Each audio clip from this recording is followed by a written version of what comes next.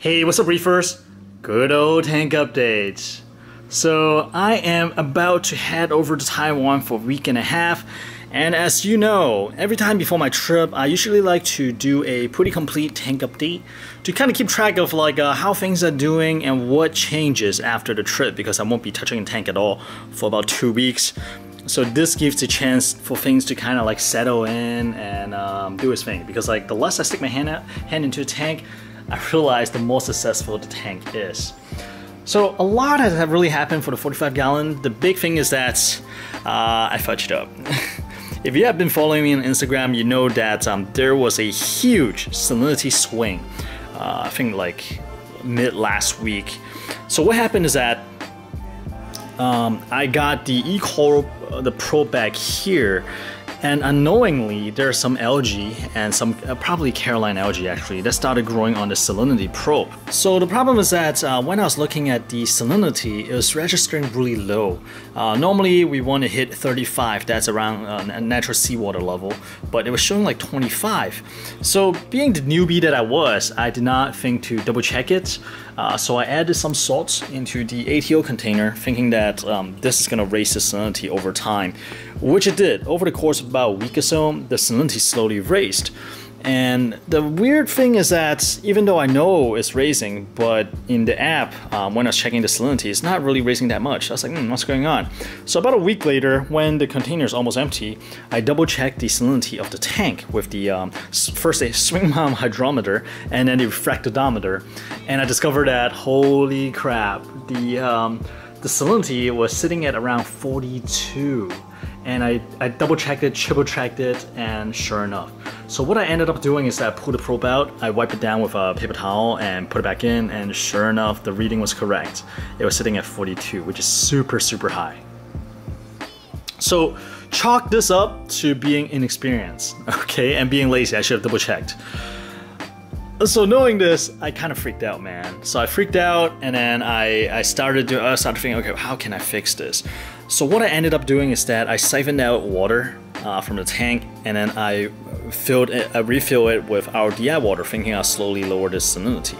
However, I did not think that the salinity is going to drop that fast. So within the course of just 2 days, the salinity went from 42 back down to 35. I was expecting to do this for about a week, but I was like, whoa, how did it drop so fast? So that was mistake number 2.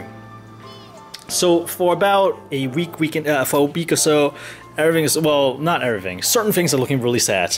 The euphyllias are looking really bad, but right now they're slowly opening back up. The zoas were kind of closed up, but now they're actually opening back up. These are closed because the cleaner shrimp was walking over it. But everything seems okay except for the gold warhammer. I'm kind of concerned about the gold warhammer actually. It has been like that for the past couple days.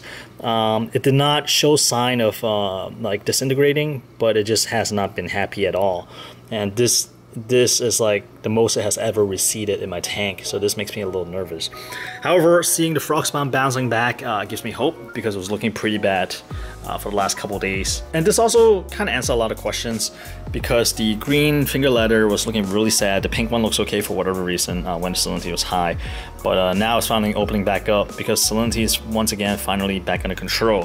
So I believe that we just need a little time for everything to kind of settle in, and for me being away for a week and a half, this is a perfect time for the tank to kind of just readjust and find the balance itself again. Alright, so the next thing I want to talk about is actually the clam, the Peko Clam. Quite a few of you asked how this guy is doing, because I guess I have not had the best track record with clam, and also the fact that it came with Peko, so it raised some people's eyebrows. I'm happy to report that the clam is doing excellent, man. The mantle is extending a lot more, and the color is a little bit more intense. The intake slit is nice and tight. That sounds dirty.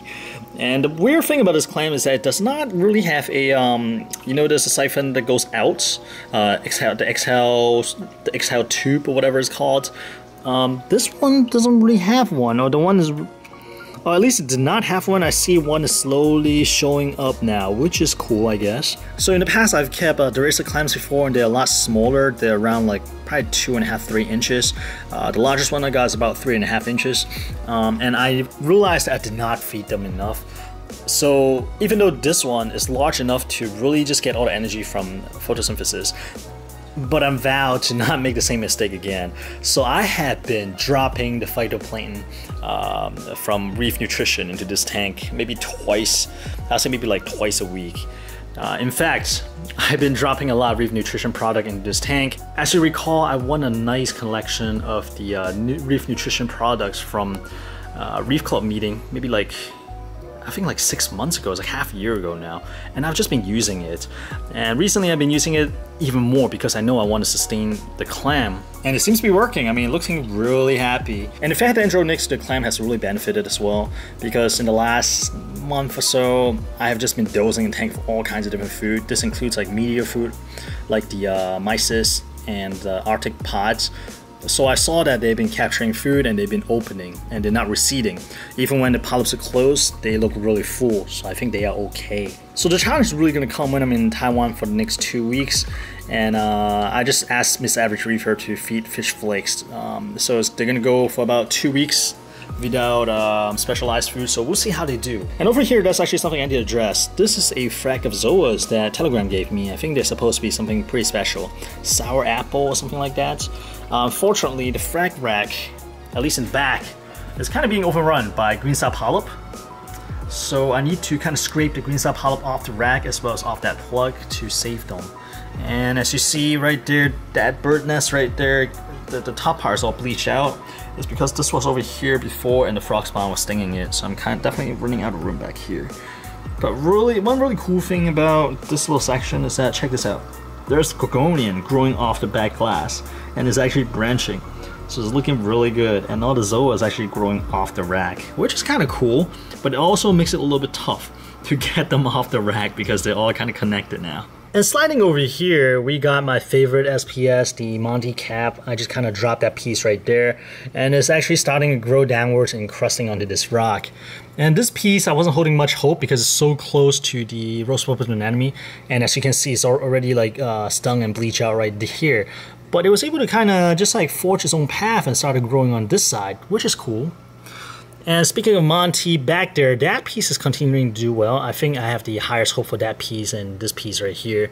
Those two areas is relatively uncontested, except for the, of course, the green finger ladder, green tree ladder is kind of touching it now that it's expanded again. So we'll see how it goes. One really cool thing is that the green tree ladder dropped some babies, and one of them kind of fell right into that crack right there. It has since grown attached to that little rock, and it is growing upwards and really expanding. So I think it's gonna look good once it grows out there.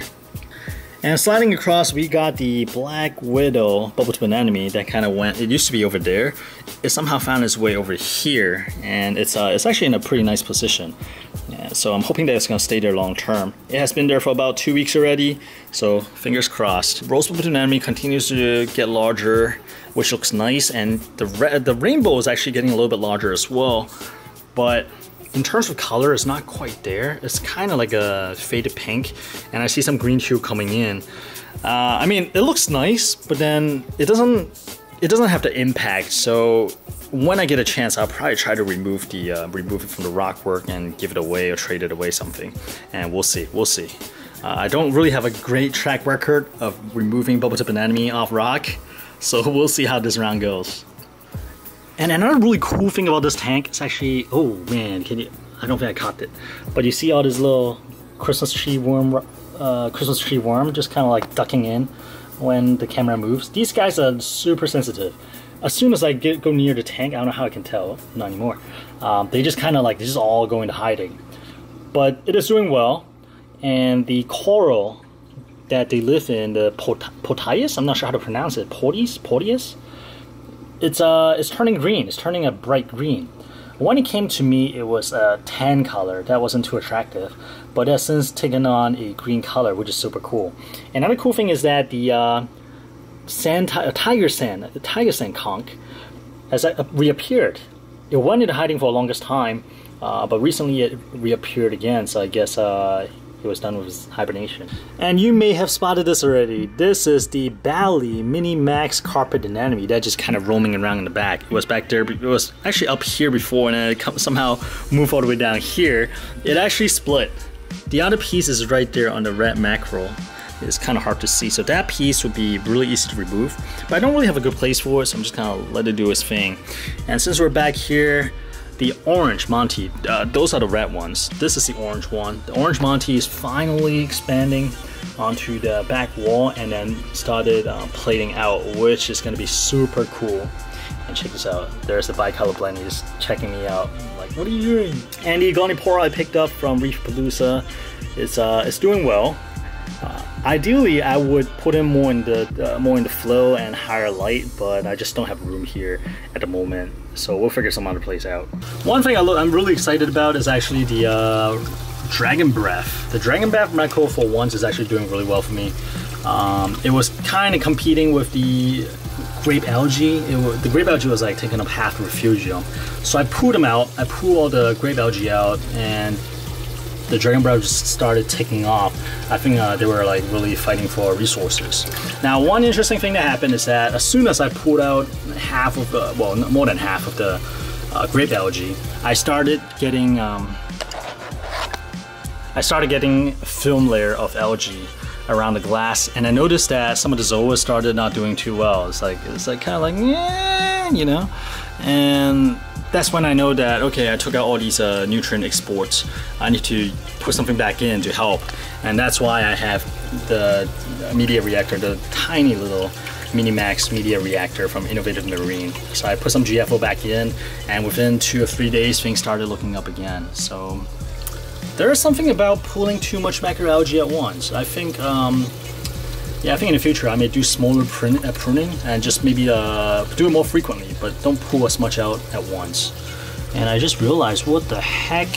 I guess I need to reset the skimmer. The skimmer is skimming really light. And I cleaned it recently. Maybe that's kind of fudge it up a little bit. So this is a pretty quick update to show the state of the tank is in before I leave for Taiwan, and I'll probably do another one once I come back. Dude, I have a lot of content I had to go through and make it into video. I have so much content. There's more I want to talk about in terms of a future plan for this tank. I actually bought a mash top from Reefer, and I have not had a chance to really build it yet. I need to talk about the 150 gallon that's over there. Actually, let me give you a sneak peek. Check this out, guys. Yes, stainless build, and I actually got 2 big mystery box down there. The tank, the stand is not done. We need to make some modification to it. I'll explain why in the next video, assuming I release them in certain order. And those 2, a pretty nice surprise, and wait till I talk about it. And I also got to talk about the freshwater planted tank. I have a really love-hate relationship with it, and a pretty big update coming for the freshwater tank as well. And coming back over here, we gotta talk about the axolotls as well. I'm not sure, yeah, actually I talked about, we have 2, but they have all grown considerably, and they've really developed different personality. One is really outgoing, the other one is more reclusive. They used to kind of try to bite each other, but now they're like best buds. But these guys are super cool, but I'll make a video about it down the road. And besides that, I still have some events video I had to cut together. There's just so much content I want to share with you guys. And of course, this time in Taiwan, I'm gonna go snorkel and dive at Green Island, which I'm super excited about. And I'm trying to find time to visit some local fish store in Taiwan. And I'll keep you guys posted. But dude, I'm so behind. I wish I can do like 2 or even 3 videos a week for you guys. And each video I put out, I feel like I'm taking more and more time because I'm slowly getting more into editing. I'm finding the fun in it finally, but I'm so limited on time. So there's only a limited stuff that I could put in terms of like editing. Dude, I seriously wish I can do this full time or something. But anyways, we do need to make a living, and we do need to make that money for coral, so it is what it is. Alright, with that said, if you guys want the latest update from me from Taiwan, I will continue to do updates from Instagram, and I think I should have another video up next week because I have a lot of content that I can cut together and upload while there to get everybody up to speed. If you want to keep up to date with what's happening with me in Taiwan and stuff like that, do follow me on Instagram at Inappropriate Reefer. I'll have all the latest details on there. Otherwise, follow this channel and I will keep you guys posted on what's happening. There's a lot of really excited new video coming up, so I'm really looking forward to sharing with you guys, man. I'm not even just saying it. I'm just super excited about the content that's about to come out. All right, guys, I will see you guys next week, or if you're on Instagram, I'll see you guys soon. Talk to you later.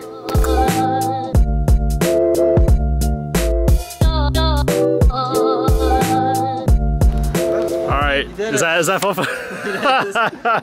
I was getting a little nervous.